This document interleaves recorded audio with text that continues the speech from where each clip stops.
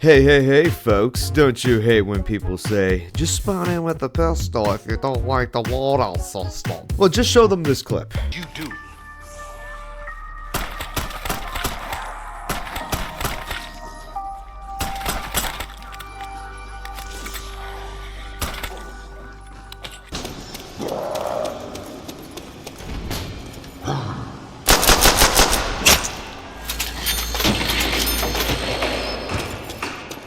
You guys see the issue? The game isn't built like that. Compared that to the old games, so boom, end of debate.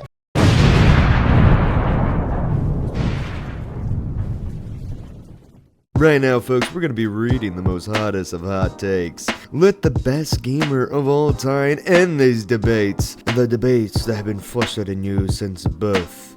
And in the end, I'm gonna celebrate my victory with some orange chicken. Oh my god, such delicious orange chicken. Anyways, let's get into it. Alright folks, you guys already know it's me, the most sexy gamer in the whole wide world. And right now, we're looking at the hot takes. So, let's look at the very first hot take, which is Die Rise is a top 5 map. I don't think it's a top 5 map. I think it's better than Transit when Black Ops 2 was going on with this life cycle. But the thing is though, I know I'm going to offend a lot of people, but I gotta say it, man. I think pretty much like Transit was like diarrhea and then Die Rise was like the solid poop. You know, like you're kind of right, but you're just like, it's just still bad. I actually think Die Rise was pretty bad. I'm gonna be honest here. As for George is the best boss in zombies. George Romero from Call of Dead, I don't know, is he considered a boss? If he is considered a boss, cool, but I don't know if he's the best boss.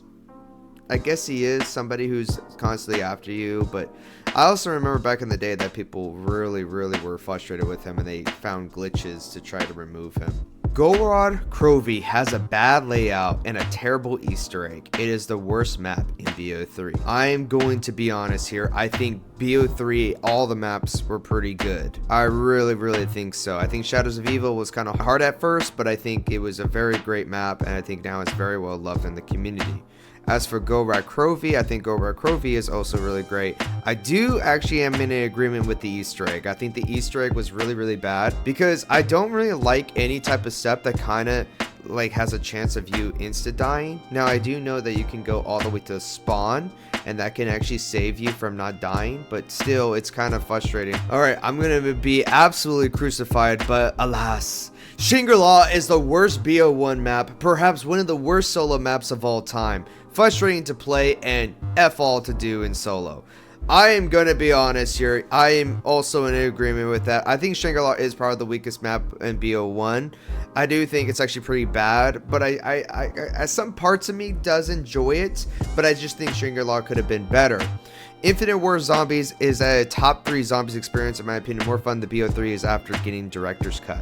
I also want to say that Infinite War Zombies is actually pretty good. I think it actually knew its audience. I think it knew where it was going, and I think that's actually something to kind of appreciate. But you know, alas, Infinite Warfare actually got a lot of hate, and unfortunately I don't think a lot of people are gonna recognize it on how good of a Call of Duty game it was. Tagged Toten had a good ending. I do not think Tagged Toten had a good ending, to be honest with you. Now, I don't think Tagged Toten had a good ending. Alright, I'm just going to say that right now. No, it did not. Because you kind of spend so much time with these characters. You actually fall in love with these characters. You want them to actually succeed. You want them to actually have this great ending. Now, if one person was going to have to sacrifice themselves, like, fine, that's okay. But I just feel like it's kind of funny that, like, it's kind of conjointed a little bit, if that makes sense, like, because Nikolai ends up taking this role as a leader right in BO4, even though I don't feel like he actually shows any type of experience with that. I don't even think there was any hints to that. It feels like, I know people will say, well, Call of Duty Treyarch actually had it all planned out from the start. Yeah, sure. Okay, cool, man. I don't believe that. No, I just don't. I don't believe that they had it all planned out. No one's going to sit here and tell me, oh yeah, they had it planned out for the multiverse, and they had it completely planned out that Nikolai was going to be the main guy that was actually going to, you know, be the one to stop everything and had the whole greatest idea of all time. No, I don't think so, because in BO4 it felt like that Nikolai all of a sudden just like he knew what to do, and he's like, you know what, we're gonna actually sacrifice ourselves, yeah, I'm gonna trick everybody, and you know, yada yada yada, and then he ends up becoming this wise dude, and it doesn't even seem really earned. I don't think it actually seems earned that he actually all of a sudden becomes that, because like it just seems like he was whining awfully a lot. I didn't really enjoy the ending. I thought the ending was kind of felt rushed.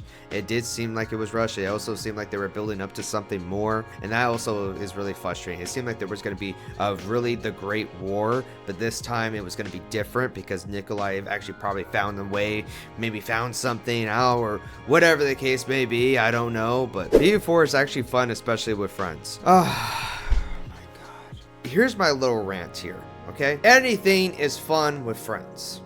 There has never been a time where you're playing a multiplayer game with your friends and you're like, gosh, man, I really wish that you guys were not here, because I don't really want to play with you guys. I don't really want to play with you guys. Cool. You know, yeah, I never seen anybody that says they were playing Skyrim and they're like, oh my god, bro, like, to be honest with you,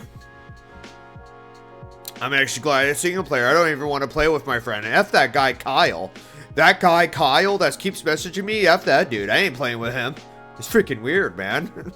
So it's just like, that makes no sense to me, man. So obviously, yeah, everything will be fun with friends. Like, I'm pretty sure you can go outside and play with some sticks, and it will be fun with friends. What, you're gonna review the stick game? But like, yeah, dude, sticks are alright playing by yourself, but it's actually really fun with some friends.